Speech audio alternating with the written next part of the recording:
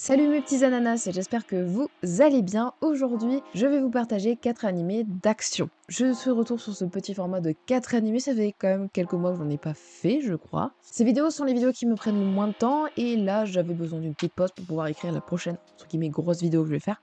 Donc, je fais une vidéo un peu plus simple et un peu plus simple, du coup, à écrire, un peu plus simple à monter, à tourner aussi, enfin ça prend moins de temps globalement pour que je puisse prendre le temps d'écrire des vidéos plus construites. Bref, vous avez compris. Aujourd'hui, 4 animés d'action. Ce que j'entends par action, je pense que vous savez ce que ça veut dire, mais je vais quand même le dire. C'est que vraiment le combat prend une place hyper importante, voire et même l'élément central de l'œuvre, tout simplement. Voilà, et aujourd'hui je vais vous en présenter 4. Enfin bref, donc du coup, je pense que ce que vous attendez, c'est les animés, et on va commencer par le premier, c'est Jigoku Laku Hell's Paradise. Gabimaru, le vide, est le plus célèbre et puissant des ninjas assassins, mais il a été capturé. Depuis, il court pris en prison. Affirmant n'avoir plus aucune raison de vivre, il attend désespérément qu'un bourreau parvienne à lui ôter la vie, car son entraînement surhumain lui permet de résister au pire des châtiments. C'est alors qu'il reçoit la visite d'un exécuteur pas comme les autres, Yamada Asaemon Sagiri, une puissante manieuse de sabre et trancheuse de tête. Après un âpre combat dont il rééchappe de peu, celle-ci le pousse dans ses retranchements. En échange de la vie sauve, elle lui propose un marché.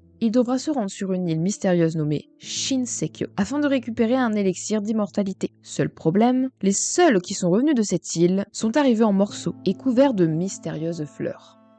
Donc cet animé s'appelle Jigoku Laku Hell's Paradise, la traduction, c'est Mappa qui l'a fait. Ça contient 13 épisodes et c'est disponible sur Netflix et Crunchyroll. Pour ce qui est du manga, pour ceux que ça intéresserait, il y a 13 tomes, c'est terminé et c'est également chez Crunchyroll. On va enchaîner avec le prochain animé, c'est Elk. 3 mois se sont écoulés depuis que le roi démon a été vaincu par un héros. L'humanité se réjouit de leur victoire. Mais les habitants du monde des démons ne partagent pas le même sentiment. Avec la perte de leur roi, ils doivent maintenant tenir un tournoi pour décider de qui deviendra son successeur. Barmilio, l'un des 4 rois célestes, est chargé de surveiller ceux qui participent au tournoi. Parmi tous les participants, elle est extrêmement méfiante d'un seul, Elk, un héros humain qui prétend haïr l'humanité. Détestant l'humanité, Barmilio souhaite donc se débarrasser de lui, car elle haït les humains et jamais un humain deviendra le roi démon. Mais il est impossible pour elle de se débarrasser de Elk, car il a une force incroyable et surtout il est extrêmement populaire auprès des démons. Au milieu de la compétition, Barmilio découvre que des humains ont disparu de diverses villes. En raison de cette tournure des événements, Barmilio cherche désespérément à révéler les véritables intentions de Elk, en élaborant soigneusement un plan pour le faire perdre. Si elle réussit, elle pourrait donc découvrir où sa loyauté se trouve vraiment, avant que le monde des démons ne soit en danger. Donc cet animé, c'est elle, comme je vous l'ai dit, c'est le studio Satellite, donc il n'est pas très connu, qui l'a fait, et c'est disponible chez ADN. Pour ce qui est du manga, il est en cours chez Doki Doki, il y a 7 tomes sur 12 qui sont sortis en France. Donc on enchaîne tout de suite avec le prochain animé, je vais vous présenter Doro et Doro.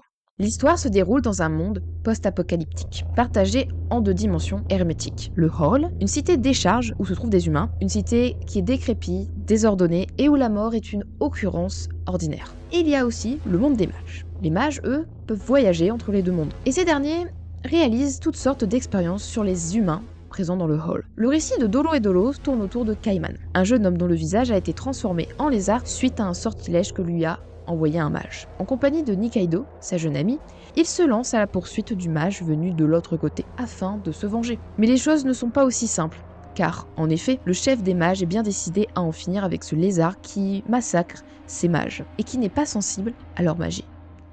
Donc comme je vous l'ai dit, cet animé s'appelle Doro et Doro, je pense que c'est peut-être le plus connu de la vidéo. Il comporte 24 épisodes, ça a été également fait par le studio Mappa et c'est disponible sur Netflix. Pour ce qui est du manga, pour ceux que ça intéresse, il est chez Soleil Manga et il est fini avec 23 tomes en tout. Et le dernier animé que je vais vous présenter, c'est Golden Kamuy. Au début du XXe siècle, Saichi Sugimoto, un vétéran de la guerre russo-japonaise, surnommé l'Immortel, s'efforce de trouver de l'or, afin de remplir une promesse faite à son meilleur ami avant qu'il ne soit tué sur le front. Cette promesse est de soutenir sa famille, surtout sa veuve, qui a besoin de soins à l'étranger pour sa vue qui se détériore. Un jour, un compagnon ivre raconte à Sugimoto l'histoire d'un homme qui a assassiné un groupe d'Ainu et dont il a volé leur fortune. Avant son arrestation par la police, il avait caché l'or quelque part à Hokkaido. Le seul indice de sa localisation est la carte codée qu'il a tatouée sur le corps de ses compagnons de cellule en échange d'une part du trésor, s'ils parviennent bien évidemment à s'échapper et à le trouver. Sugimoto ne pense pas grand-chose de cette histoire, jusqu'à ce qu'il découvre le cadavre de l'ivrogne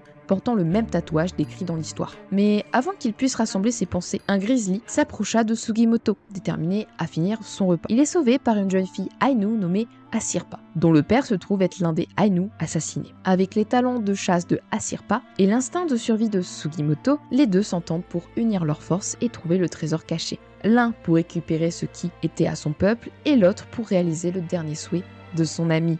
Donc l'anime Golden Kamuy comporte 4 saisons. La saison 5 a même été annoncée et ce sera la dernière. Pour ce qui est du studio qui l'a fait, c'est Geno Studio et c'est disponible sur Crunchyroll. Petite précision que j'aimerais bien vous apporter. Le peuple Ainu, c'est un peuple russo-japonais qui vit donc aux environs d'Hokkaido. Donc voilà, je voulais apporter une petite précision sur ça parce que ça me semble important. Voilà. Et pour le manga, pour ceux que ça intéresse, il est chez Kiyun, il comporte 31 tomes et il est fini. Donc voilà, c'est déjà la fin de cette vidéo, j'espère qu'elle vous aura plu. J'espère vraiment que le nouveau format vous aura plu. Pour ceux qui sont habitués à la chaîne, n'hésitez pas à me faire des retours dans les commentaires. J'essaie de faire quelque chose de différent d'habitude parce que de toute façon, pour s'améliorer, il faut tester des choses. C'est voilà, donc je teste des choses. Peut-être que du coup, là, ce sera peut-être un peu plus fluide que les autres vidéos que j'ai faites avant sur 4 animés. Donc du coup, n'hésitez pas à me partager également dans les commentaires d'autres animés d'action que je n'aurais pas cités ici, qui sont pas trop connus, parce que je fais en sorte quand même de partager des animés pas trop connus, même si par exemple Doro, je pense qu'il est quand même pas trop mal connu. Et donc du coup, j'espère vraiment que cette vidéo vous aura plu, puis on se retrouve la semaine prochaine pour une prochaine vidéo, et la semaine prochaine c'est déjà la fin du mois, donc c'est les news manga. Bye bye.